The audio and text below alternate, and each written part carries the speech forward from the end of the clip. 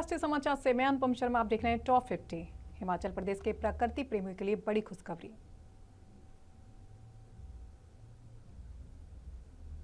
पालमपुर स्थित CSIR परिसर में विकसित खूबसूरत ट्यूलिप गार्डन जल्द ही आम जनता के लिए खुलेगा। IHVT द्वारा विकसित इन उद्यानों में लाल, पीले, सफेद और बहुरंगी ट्यूलिप की मनमोहक छटा देखने को मिली।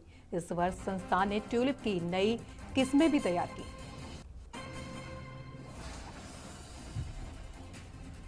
यूपी के मैनपुरी प्राइमरी स्कूल में बच्चों को एल्बेंडाजोल दवा खाने से 24 से ज्यादा बच्चों की तबीयत बिगड़ी। उल्टी, तेज दर्द और बेचैनी ने स्कूल में हड़कंप मचा दिया। आनंद फानन में बच्चों को जिला अस्पताल भेजा गया। कुछ गंभीर बच्चों को सैफई मेडिकल कॉलेज किया रेफर।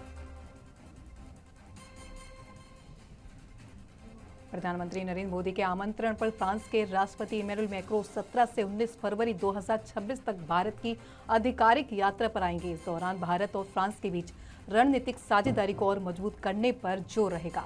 रक्षा सहयोग, प्रौद्योगिक व्यापार और वैश्विक मुद्दों पर उच्च स्तरीय वार्ता होगी। सूत्रों के मुताबिक कई अहम समझौतों पर और संयुक्त पहलों की घोषणा भी संभव है।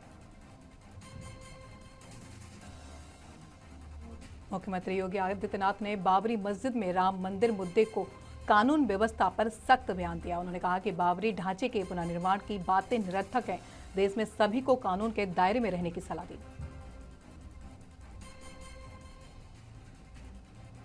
कृष्ण जन्मभूमि संघर्ष न्यास के अध्यक्ष फलारी महाराज ने हुमायूं कबीर को खुली चेतावनी दी। उन्होंने ऐलान किया कि हुमायूं कबीर ने की नाक काटने वाले सनातनी को 21 लाख रुपए का मिलेगा इनाम।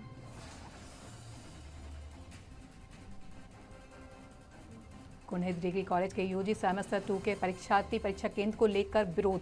परीक्षार्थियों ने बताया कॉलेज में कुल 2 से 51 छात्र छात्राएं, जिनमें 60% छात्राएं। परीक्षा केंद्र इस बार फतेहपुर डिग्री कॉलेज। राजकोट जिले के धौराजी में एक प्रवासी मजदूर ने आत्महत्या की। मृतक की पहचान शंकर भाई पंडित भाई वेदिया निवासी महाराष्ट्र के नंदुरबार जिले के रूप में हुई।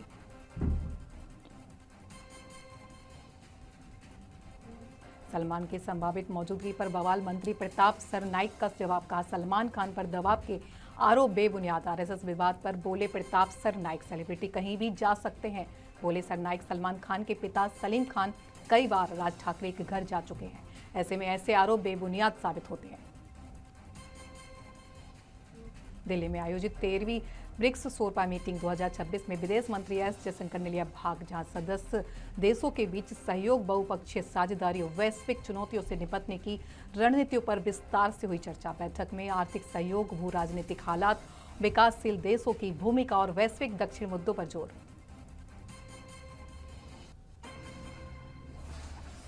कांग्रेस नेता सचिन पायलट ने विवादित किताब को लेकर सरकार पर बोला तीखा हमला। सवाल उठाते ही कहा कि जिस किताब की चर्चा हो रही है इसके लेखक की कोई आम व्यक्ति नहीं, बल्कि वही है जिन्हें इसी सरकार ने देश का आर्मी चीफ नियुक्त किया था। किताब से डर क्यों? सचिन पायलट का सरकार पर सीधा हमला।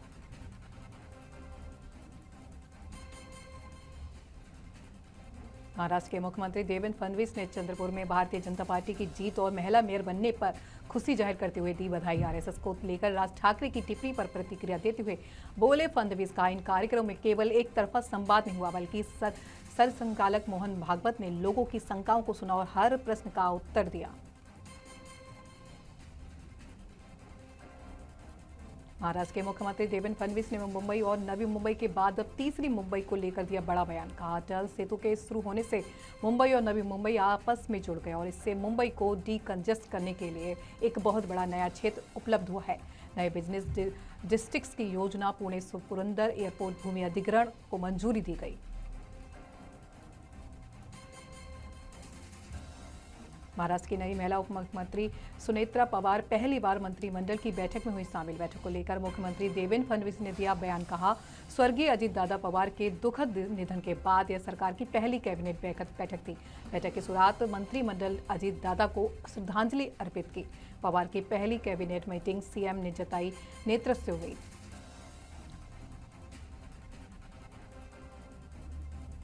दिल्ली के शिक्षा मंत्री आशीष सूद ने मुख्यमंत्री रेखा गुप्ता की उपस्थिति में देश के प्रख्यात अंतर्राष्ट्रीय क्रिकेट खिलाड़ी शिखर धवन से की मुलाकात। मंत्री सूद का ऐलान दिल्ली में 13 फरवरी 2026 से शुरू हो रहे दिल्ली खेल महाकुंभ के लिए शिखर धवन को बनाया गया ब्रांड एम्बेसडर। सूद ने कहा कि धवन ने दिल्ली सरकार की खेलों के प्रति प्रतिबद्धता को देखकर खुद स्फुट होकर दिल्ली के खेलों के ब्रांड एम्बेसडर बनने का फैसला लिया। एनसीपी शरद पवार गुट के विधायक और दिवंगत उप मुख्यमंत्री अजीत दादा पवार के भतीजे रोहित पवार ने आज अजीत दादा पवार की मौत को लेकर खड़े किए कई गंभीर सवाल। रोहित पवार ने कहा, यह मामला केवल एक सामान्य एक्सीडेंट नहीं बल्कि कई ऐसे बिंदु हैं जो इस घटना को संदेहास्पद बनाते हैं। पवार ने गंभीरता से जांच की मांग की।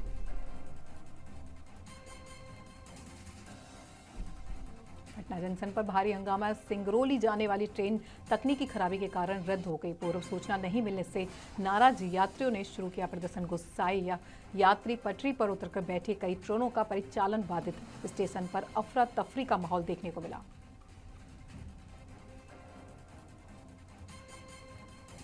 राष्ट्रीय जनता दल के विधायक भाई वीरेंद्र ने बिहार की कानून व्यवस्था को लेकर राज्य सरकार पर लगाए गंभीर आरोप। कहा, प्रदेश में एक जाति एक धर्म विशेष को निशाना बनाकर हत्याएं की जाने के मामले सामने आ रहे हैं और सरकार ऐसे तत्वों को दे रही है संरक्षण। बोले, सीएम नीतीश का नियंत्रण कमजोर एनडीए पर का निशाना साधा।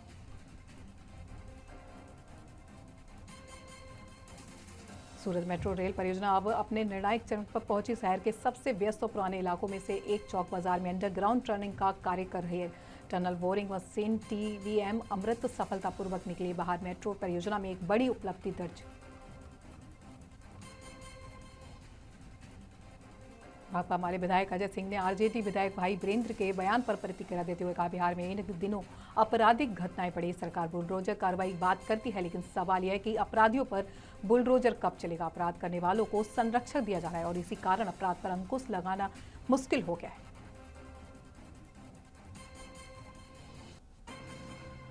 अपने किरदारों से फैंस के दिलों पर राज करने वाले राजपाल यादव बुरे दौर में।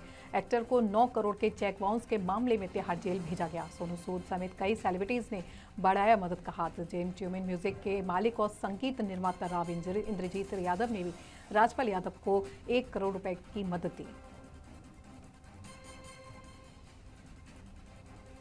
पटना सिटी के आलमगंज थाना क्षेत्र के गाय घाट इलाके में एसटीएफ और अपराधियों के बीच हुई मुठभेड़। कुख्यात अपराधी राजीव कुमार उर्फ सूर्या गोली लगने से हुआ घायल। एसटीएफ टीम मौके पर पहुंची। खुद को घिरता देख उसने पिस्तौल से की फायरिंग शुरू। जवाबी कार्रवाई में एसटीएफ ने भी चलाई गोली। मुठभेड़ के दौरान दोनों ओर से करीब 3 राउंड फायरिंग। घायल अपराधी को तुरंत अस्पताल भर्ती कराया गया।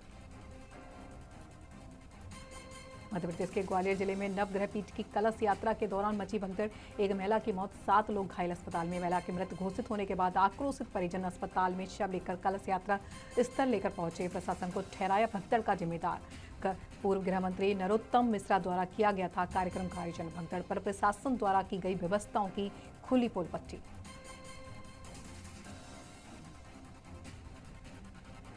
बिहार विधानसभा के बजट सत्र के 7वें आरजेडी विधायक रणविजय साहू ने कार्यस्थगन प्रस्ताव लाते हुए राज्य कानून की व्यवस्था पर उठाए सवाल। कहा, बिहार में आपराधिक घटनाएं लगातार बढ़ रही हैं। राजधानी तक में लोग सुरक्षित महसूस नहीं कर रहे। साहू ने कहा कि जहां सरकार और प्रशासन का पूरा तंत्र मौजूद है, वहीं सुरक्षा पर सवाल खड़े हो रहे हैं।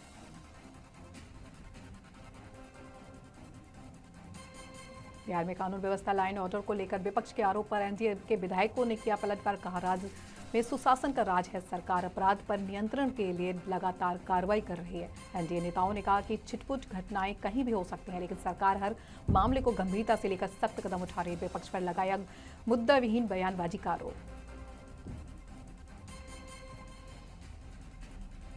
उत्तर प्रदेश के उप मुख्यमंत्री ब्रजेश पाठक ने बजट 2026 को लेकर बड़ा बयान देते हुए कहा कि आज प्रदेश के इतिहास का आंकड़ों के लिहाज से सबसे बड़ा बजट पेश किया जा रहा है। यह बजट राज्य के समग्र विकास को नई गति देगा और बुनियादी ढांचे को मजबूत करने पर विशेष फोकस रहेगा। पानी, बिजली, सड़क, स्कूल और अस्पताल जैसे बेसिक इंफ्रास्ट्रक्चर के लिए ठोस प्रावधान।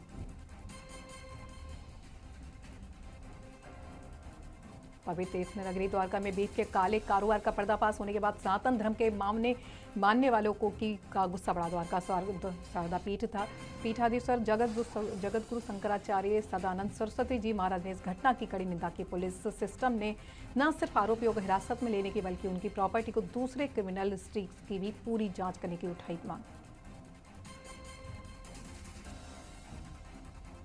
दिल्ली के रोहिणी इलाके में एक बेहद दुखद घटना सामने आई। रोहिणी के सेक्टर 32 में महाशक्ति काली मंदिर के पास एक 30 वर्षीय युवक की खुली सीवर में गिरने से मौत। मृतक की पहचान बिरजू कुमार के रूप में हुई। राजधानी में दिहाड़ी मजदूरी कर अपने परिवार का करता था पालन पोषण। डीडीए की जमीन पर बने एक खुले मैन हॉल के कारण हुआ हादसा। घटना की सूचना मिलते ही पुलिस और दमकल विभाग की टीम मौके पर पहुंची और सर्च ऑपरेशन शुरू किया।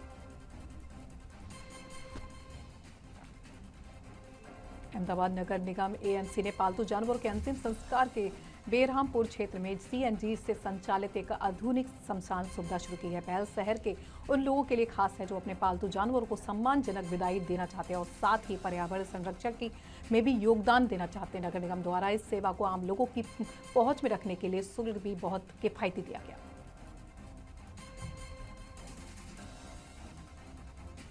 सूरत में अपने पार्टनर को ड्रग्स केस में फंसाने वाला चिराग गोटी बड़ा खिलाड़ी निकला। सूरत से चिराग घाटी का आतंक देखने को मिला। मामले में एक और वीडियो सामने आया। वीडियो में चिराग गोटी एक युवक को तालिबानी सजा देते नजर आ रहा है। लकड़ी के डंडे से युवक को बेरहमी से पीटता दिखा चिराग। फिलहाल कोर्ट ने चिराग को 4 दिन की रिमांड पर भेज दिया।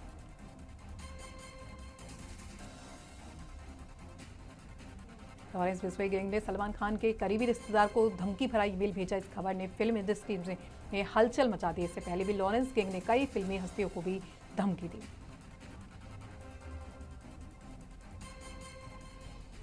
यूरोनबर्ग भारत यूरोपीय संघ मुक्त व्यापार समझौते को जल्द अंतिम रूप देने की घोषणा।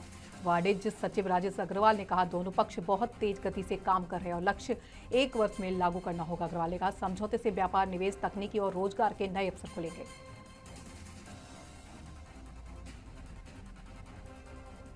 इजरायल के प्रधानमंत्री नेतन्याहू आधिकारिक दौरे पर वाशिंगटन डीसी पहुंचे। डोनाल्ड ट्रंप से अहम मुलाकात प्रस्तावित। बैठक में गाजा संघर्ष, ईरान, क्षेत्रीय सुरक्षा और रक्षा सहयोग पर चर्चा संभव। दौरे को लेकर अमेरिका में समर्थन और विरोध दोनों के स्वर तेज।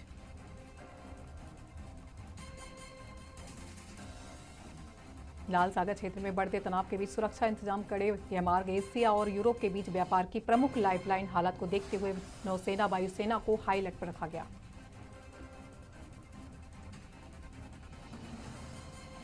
हॉलीवुड और अंतर्राष्ट्रीय विवादों में घिरे यौन अपराधी जेफरी एप्स्टीन से जुड़ा एक नया वीडियो सामने आया। वैश्विक स्तर पर फिर से आक्रोश और बहस तेज। सोशल मीडिया पर वायरल फुटेज में एप्स्टीन को एक नाबालिग लड़की के साथ कैमरे के सामने दिखाया गया। अमेरिका और बांग्लादेश के बीच एक नया 2 तरफा ट्रेड एग्रीमेंट हस्ताक्षर हुआ। इस समझौते के तहत दोनों देशों ने एक दूसरे के बाजारों पर व्यवस्था, सुविधाएं बढ़ाने और टैरिफ यानी आयात शुल्क दरों को कम करने का निर्णय लिया। इस समझौते से दक्षिण एशिया की आर्थिक तस्वीर को बदलने की उम्मीद जताई जा रही है।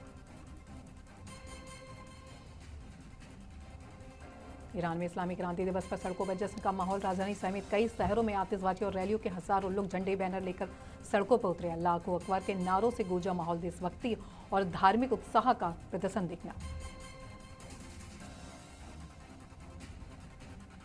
अजरबैजान और अमेरिका के बीच रणनीतिक साझेदारी चार्टर पर हस्ताक्षर के साथ द्विपक्षीय संबंधों को नई मजबूती मिली। इस मौके पर अजरबैजान के राष्ट्रपति इल्हाम अलीयेव और अमेरिका के उपराष्ट्रपति जेडी वेंस मौजूद रहे।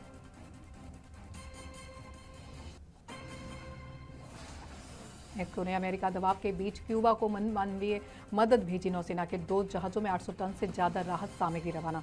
खाद्य और जरूरी सामान से लदे हैं। अमेरिकी चेतावनी के बावजूद मदद जारी रखने का ऐलान। मानवीय सहायता पर मेक्सिको का सख्त रोक।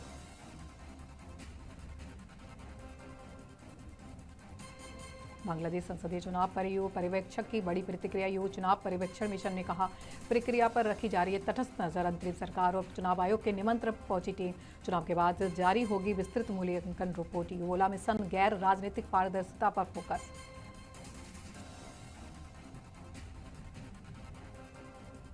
दिल्ली में आयोजित पहली ब्रिक्स शेरपा बैठक में विदेश मंत्री डॉक्टर एस जयशंकर ने लिया हिस्सा।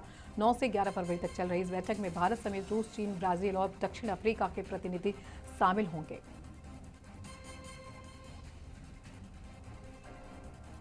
पाकिस्तान के रक्षा मंत्री ख्वाजा आसिफ ने संसद में अमेरिका पर तीखा हमला बोलते हुए कहा अमेरिका ने अपने हितों के लिए पाकिस्तान का इस्तेमाल किया और काम निकलने के बाद उसे टॉयलेट पेपर की तरह छोड़ दिया। उन्होंने कहा कि पाकिस्तान अफगानिस्तान से जुड़ी 2 ऐसी जंगों में हिस्सा लिया जो उसकी अपनी नहीं थी बल्कि सुपर पावर की लड़ाइयाँ थी।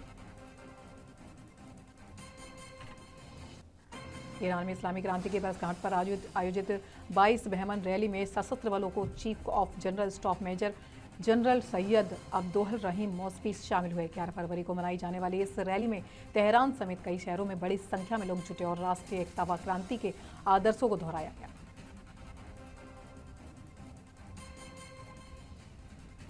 पूर्व भारतीय कप्तान सौरव गांगुली ने 15 फरवरी को 2026 को T20 वर्ल्ड कप में होने वाले भारत पाकिस्तान मुकाबले को हाई प्रेशर मैच बताया। उन्होंने कहा कि पाकिस्तान के लिए भारत को हराना आसान नहीं होगा क्योंकि टीम इंडिया मजबूत है। गांगुली ने यह भी कहा कि खेल और राजनीति को अलग रखा जाना चाहिए और यह मुकाबला दर्शकों के लिए रोमांचक रहेगा।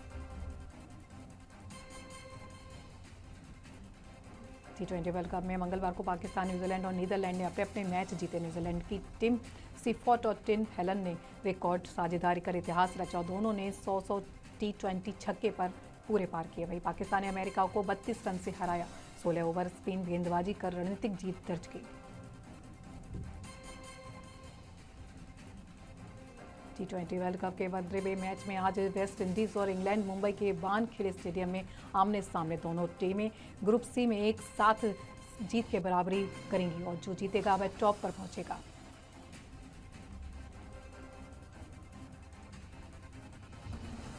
ग्रुप बी में ऑस्ट्रेलिया और आयरलैंड के बीच मुकाबला खेला जाएगा। तो ऑस्ट्रेलिया अपनी पिछली सीरीज हार के बाद दबाव में है। टीम अपने बिग 3 गेंदबाज कमिंस, हिंसवुड और स्टॉक के बिना मैदान में उतरेगी। ऐसे में गेंदबाजी की जिम्मेदारी एलिस और जब्बा पर होगी, जबकि बल्लेबाजी में मैक्सवेल, मार्क्स और हेड से बड़ी पारी की उम्मीद रहेगी। दिल्ली सरकार ने 13 फरवरी 2026 से शुरू हो रहे दिल्ली खेल महाकुंभ के लिए शिखर धवन को ब्रांड एम्बेसडर बनाया। शिक्षा मंत्री आशीष सूद और मुख्यमंत्री रेखा गुप्ता की मौजूदगी में घोषणा हुई। धवन ने कहा, दिल्ली ने उन्हें पहचान दी, इस पहल से जुड़कर गर्व महसूस कर रहे हैं। श्रीलंका के स्टार स्पिनर हरसंगा इंजरी के कारण T20 वर्ल्ड कप 2026 से बाहर। हरसंगा से बाहर होने से श्रीलंका को बड़ा झटका। उनकी जगह दुसान हेमंता को शामिल किए जाने की संभावना। IPL 2026 से पहले RCB को नवी मुंबई के DY पाटिल स्टेडियम में खेलने को नहीं मिली मंजूरी। मुंबई इंडियंस ने NOC जारी नहीं किया। चित्रास्वामी स्टेडियम में पूर्व में हुई भगदड़ के बाद स्थिति जटिल। KSCA सरकार से मंजूरी मिली। RCB अब भी अपने मैचों के लिए एक वैकल्पिक होम ग्राउंड की तलाश में।